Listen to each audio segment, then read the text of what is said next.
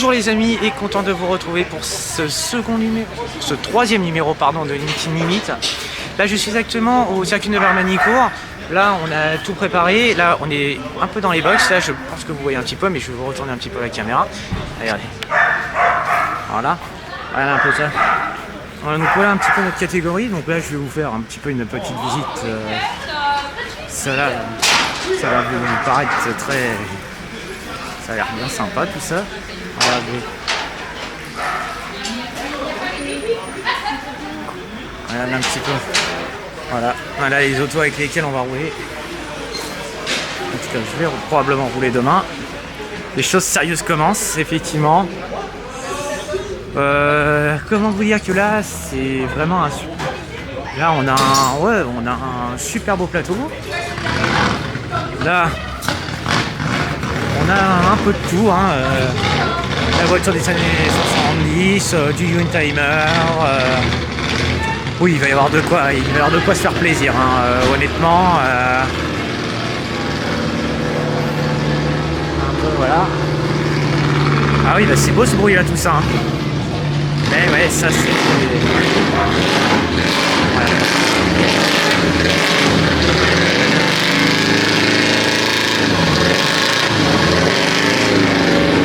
Voilà. Un événement comme les classiques days, ça, franchement, ça se refuse pas, quoi. Bon, on va croiser les doigts, hein. L'objectif c'est de finir le week-end.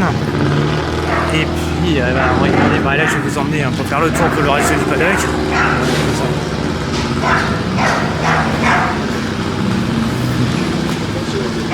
Ah, tu vas bien.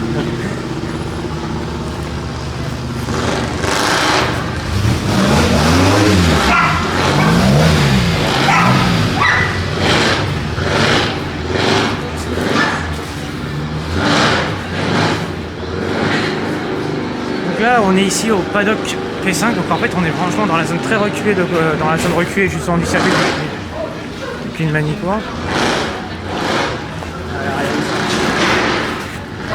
Turbo. C'était une timer devant.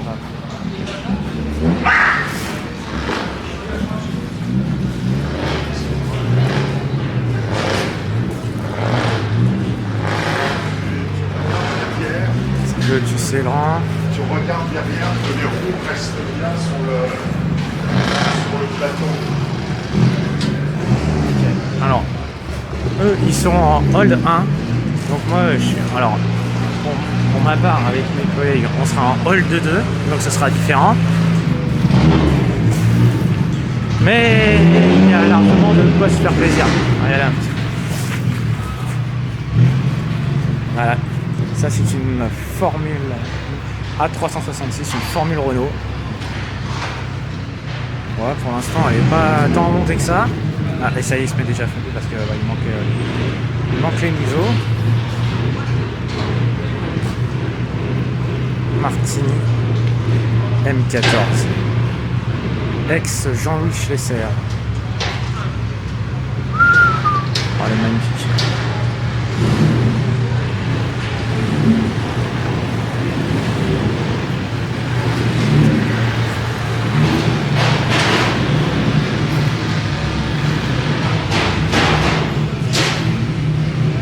Ouais, je vais vous approcher ça un petit peu plus.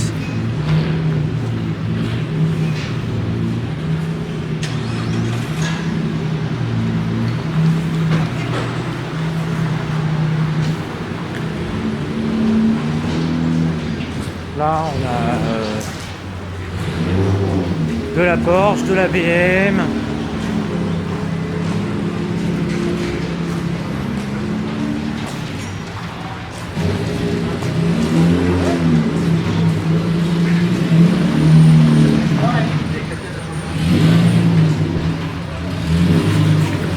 Donc ça, tout ça, c'est vraiment plutôt cool comme échelle. Voilà. Magnifique petite voiture, ça franchement, des petits pots de franchement qui ont fait un succès énorme, notamment en championnat du monde des rallyes, hein. Faut croire, hein. Elles arrivent à se dégager, et puis voilà, les mythiques à 110 berlinettes, 1600, en tout cas pour celle-là c'est une 1600, celle-là c'est une 71, donc c'est un modèle Si je ne dis pas de bêtises, je crois que c'est un bon donc je crois que c'est 1300. Si je ne raconte pas d'histoire, pas de bêtises en tout cas. Bon, en tout cas, elle est juste top. Là, comme vous le voyez,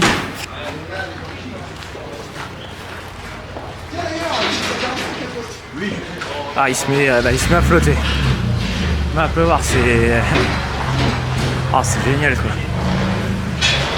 Au moment où on tourne, il flotte. Faut quand même le faire.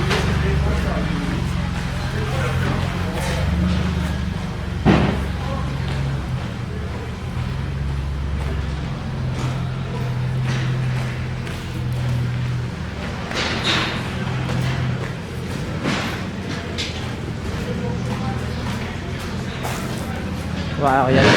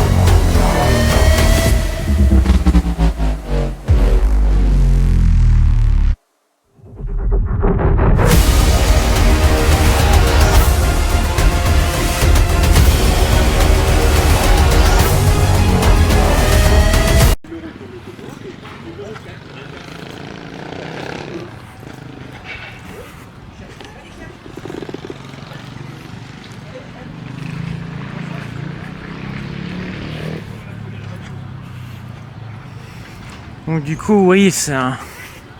Ah, je sais, si je laisse un petit peu de blanc, c'est un peu normal. Là, du coup, qu'est-ce qu'on va pouvoir un petit peu regarder? K57. Ça,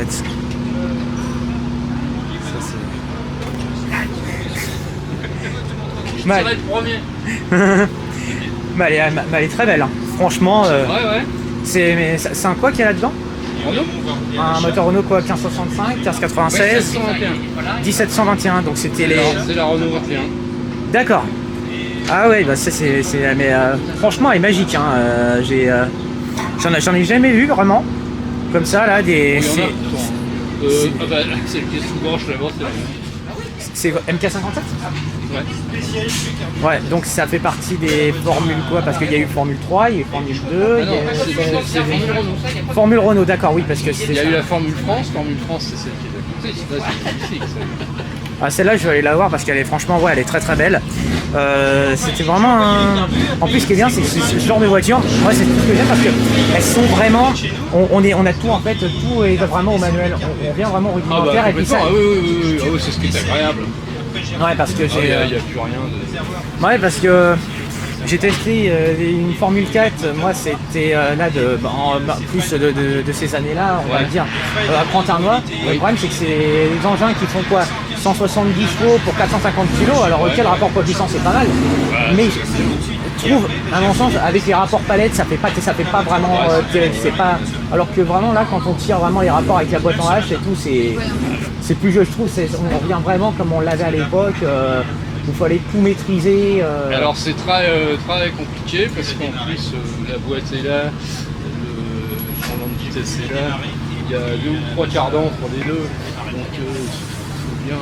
Ouais, d'accord, parce que c'est des quoi? C'est des boîtes 5, boîtes 6? C'est quoi? C'est une boîte 5. Boîte 5, d'accord. Ok. Ça oui, donc ça veut dire que donc c'est la première en enfance, la deuxième en tir, troisième en 4, 5. Pour arriver à passer la 5, il y a une bosse. C'est pour cette bosse-là. Pour passer à la boîte 5. C'est pour la boîte 5. Pour passer la main, pour passer la 5. D'accord, ah oui, ah ouais, je comprends mieux. C'est C'est une grille classique, c'est une boîte classique de Renault 21, c'est ça je crois. Ouais, mais après une boîte 5 vitesses. Ouais. C'est une vitesse la 21. Ouais, mais honnêtement, ouais. Ah, j'ai vraiment hâte de les voir en plus les monoplaces. Ça, franchement, elles sont. Ah ouais, il y en a des choses. La plus belle, c'est celle-ci. Celle-ci, c'est. Elle est historique complètement. Ouais, je vais aller y jeter un œil, ouais, parce que là, il faut vraiment que je regarde tout ça, parce que là, c'est. Ah ouais. C'est une voiture créée par Jean-Pierre Beltoise. Ah bah, elle est. Bah, Beltoise, hein, une légende, hein, quoi, hein, on va dire. Ouais, c'est ça, troisième pilote français ayant gagné un Grand Prix en plus. Grand Prix, ouais. Troisième. Parce qu'avant, il y avait Trintignant et puis Sauvert. Ouais. Sauvert, François Sauvert. Il a gagné un Grand Prix. Sauvert 71 aux États-Unis. Ah, c'est le beau-frère, d'accord, ça ne me disait rien non plus. D'accord. C'est le frère de Jacqueline, qui est mort en France. Ouais, aux États-Unis en 73. Mais il a gagné un Grand Prix. Oui, bah c'est au même Il endroit. a gagné un Grand Prix. Oui, à Watkins Glen, bah là où il s'est tué. Là où il s'est tué. Ah ouais, l'année d'avant. Oui, évidemment. Il y a 2 ans avant, 71. Ah d'accord. C'est ça. Donc c'est... Ouais, mais... vraiment, là, je... Ça c'est une Formule Renault. Formule Renault. Ouais, Et ça c'est une Formule France. Formule France, ah oui. Là, vraiment... La voiture a un problème. Ça fout, elle a des roulettes. Ouais. Ça se voit qu'on est vraiment... Il n'y a pas plus basique, hein. Là, je crois que les petits boutons... que 3-4 boutons, un volant. Que ce qu'il faut. Ah ouais, c'est magique, hein. Vraiment. Et donc là, donc ça c'est le moteur, d'accord. Et c'est un... Quoi 1440 Alpine. 1441 1440. 1440, c'était le modèle... Compétition de chez Alpine à l'époque. Oh, oui. C'était le gros moteur 1300 évolué, on va dire. D'accord. Oui, parce que... Mais on m'avait dit qu'apparemment, d'après selon des sources, que ce moteur était quand même assez fragile. Ah bah oui, c'est du cristal, oui. Ouais, parce qu'on m'a... Selon une... Bah parce que... En fait, selon les mêmes sources, ça c'est André qui en avait parlé. Il disait qu'apparemment Mini ET avait augmenté la course justement de ce moteur. Au niveau, alors, quand il parle de monter la course, il parle de peut-être monter la course au niveau du piston, je pense. Du piston, C'est ça, c'est-à-dire qu'il est, il a été relevé plus. Et sauf que les temps d'implosion et d'explosion sont plus rapprochés. Ils sont plus rapprochés, Ben d'accord. oui, du fait que vous remontez la course sur votre Ouais, course, c'est Oui, c'est la la montée et la descente du piston. exactement. Donc en fait, plus vous le montez, ben, il y a moins, vous réduisez votre chambre, donc vous augmentez votre rapport volumétrique Ouais. du moteur, et il y a moins de... En fait, c'est tout en explosion, quoi. C'est pour ça qu'il est fragile. Ouais, oui, bah oui, parce qu'il il a vraiment une course assez petite, quoi. C'est-à-dire que vraiment, il fait Il est ça. rageur, quoi. Ouais, il est. Ouais, bah franchement, ouais, c'est une belle. Mais je l'ai récupéré dans un poulailler en épave. Et combien de mois de travail pour la restaurer, la voiture? J'ai mis 6 ans. 6 ans. Ah oui, là, franchement, chapeau. Vraiment chapeau parce que c'est propre. Et puis, quand je vois ça, je suis vert. Honnêtement, quand je vois ça, je suis vert. Là, je sais pas, mais. Encore, elle est pas propre. Non, Ouais. il a pas- Non, mais elle est. Oui, mais c'est vraiment. Ah, franchement, Ouais, pour moi, c'est mon œuvre d'art dans mon garage. Ah, mais ça, c'est des. Mais ça, c'est des perles. Faut les garder, ces engins. C'est comme ça qu'on les. Ouais. Mais peut-être ce qui peut être.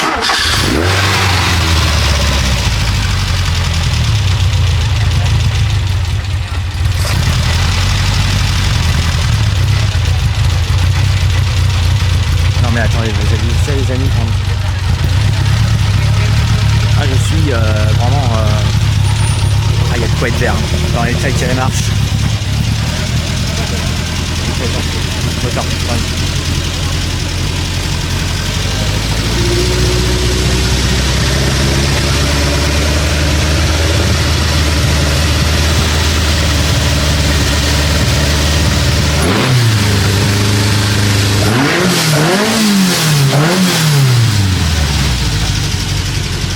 Ah oui vraiment, elle a un super son, tout c'est génial. Bon en tout cas c'est un grand plaisir et Le là, but, on est c'est en- surtout de faire plaisir aux spectateurs, quoi. Il y a ah pas bah là, de- là je crois que vous pouvez pas faire plus plaisir. Honnêtement là, quand je vois dans bon, vous dites qu'il y a peut-être 2-3 petites choses comme ça, Ah oui, mais parce que franchement, j'ai pas eu le temps de la briquer, vous voyez. Là, Ouais. c'est de la même couleur que ça, quoi. oui généralement oui, mais les tirants de ça généralement ils ont tendance à être toujours à être chromés et tout, mais c'est un petit coup de papier de verre et puis un coup de bail, ça passera. Ce Ouais. matin, j'ai terminé hier soir. Ce matin, j'ai voulu la charger. On vient de La Rochelle, quand même. Donc, Ah oui, bah la Rochelle, je connais un peu puisque j'ai un peu de famille qui est là-bas, donc. Oh mais elle est. j'ai voulu la démarrer, sortir du garage, et là, elle démarre pas. Aïe Et aïe là, aïe. pompe à essence grillée, Aïe aïe aïe. à 9h au moment de charger. Donc, vous redémontez tout, vous sortez la pompe à essence. Je vais la changer parce que j'ai la chance, j'en avais eu une vieille sur le. Ouais. Bah franchement. Après, Ouais. c'est une automatique. Même si en termes de performance, ça n'a rien à voir avec des modernes, mais On s'en fiche en fait. En fait en gros c'est le plaisir de rouler. Ouais voilà c'est ça parce que je dis souvent là, aujourd'hui en plus c'est comme je disais au début on revient en rudimentaire, c'est-à-dire que au niveau de la cellule de survie bon bah c'est pas autant de protection qu'aujourd'hui. Au niveau il faut tout contrôler, faut maintenir la tenue de route certaines fois en même temps, le passage des rapports. Et ce week-end, il y aura le pilote qui l'a construit, qui l'a conduite et qui a été vice-champion de France au 68. Voilà. C'est Christian Etienne. D'accord. Il avait gagné le volant R8 Gordini en 67. Ah bah ça me dit un peu Etienne, non ça me dit pas grand chose. Et Jean-Pierre l'avait repéré. Et lui, parce que ça, c'est la voiture usine, ça. Elle est toute, il y a le passeport FIA, il y a tout. Ah bah alors là, si vous avez la carte grise comme ça, certifiée et tout, bah alors là je peux. C'est la voiture avec laquelle Jean-Pierre Volkswagen, le Mont d'Or, la course de côte du Mont d'Or en 1978. Et j'ai l'écrit de Jean-Pierre et le bulletin d'engagement, copie du bulletin d'engagement. Alors, là, autant vous dire, vous me faites saliver avec ça. Alors là, c'est énorme. C'est énorme. Là, il y a plus de mots, franchement, quand je vois ça. Non, mais, et Christian, il y a 5 ans, quand on a fait les 50 ans de la Formule France, c'était à Montlhéry. Il est arrivé avec une coupe en étain. Et il me dit, tiens, ça, il faut que ça reste avec la voiture, c'est pour toi. Il avait terminé 3e à Urcy-Lévy à la course de côte en 68, derrière les 2 Matra, donc de Jean-Pierre et de Pesca. Et il a dit, la coupe, j'en ferai rien quand je serai parti, ils vont la mettre à la veine, alors autant qu'à rester avec la voiture. Et j'ai la photo de Christian, où à Urcy, à côté de Dijon, il a le pot en étain, avec la photo et son poing en moutarde. Oh là là là là là là là là. Oh mais ouais. Ah mais ça c'est bon mais ouais franchement là voilà franchement comment aujourd'hui on reconnaît vraiment des grands passionnés. C'est on avait franchement des grands passionnés à une époque où aussi être metteur au point c'était pas évident. Et là franchement je dis vraiment ça, là vraiment chapeau. Là quand je vois ça, en plus ça a l'air en plus au niveau de l'accès mécanique, ça a l'air pas trop autant compliqué oui, mais au niveau des accès parce qu'il n'y a pas autant de trappes et des choses comme ça, c'est ça que je veux dire. En fait, si on prend une Moderne ou une Martini, d'accord, tout est accessible. Là, c'est une double baignoire, donc le moteur il est dans une baignoire et on peut pas passer les mains. Aïe aïe aïe aïe aïe. C'est-à-dire qu'on fait une vidange, il faut sortir le moteur ou il faut démonter la moitié de la voiture. Pour changer un filtre à huile. D'accord, ah oui, ok, ah oui, c'est... Ah oui, bah franchement, ouais, bah Bon bah écoutez, au plaisir, et puis on se... Merci à vous. Hein. Bon week-end, au revoir.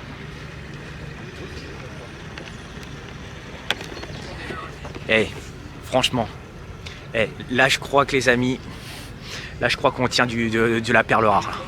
Oh la vache, mais le propriétaire super gentil et tout. Bah, ah oui, on va regarder ça de près là. Honnêtement, parce que je suis, mais sidéré. Je suis sidéré. C'est voilà pourquoi aussi dans Linkin Limit, j'aime bien vous montrer vraiment de belles choses. Parce que là, on a affaire à des propriétaires qui sont passionnés, avec des mecs qui ont vraiment ils ont la passion dans le sang. C'est juste incroyable. C'est à l'époque, c'est une véritable. Je sais plus trop quoi raconter, je sais plus ce que je raconte, mais là je crois que on retourne vers le parking P5. Là le parc 5, c'est là où avec les autours on est. Et puis je vous retrouve dès demain vers quelle heure environ? Peut-être vers les coups de peut-être les 8-9 heures, je suppose à peu près. Parce qu'il faut quand même qu'on prépare la voiture. Et puis, hâte d'en découdre et puis voir en espérant qu'il arrive rien de grave. Allez, ciao à tous!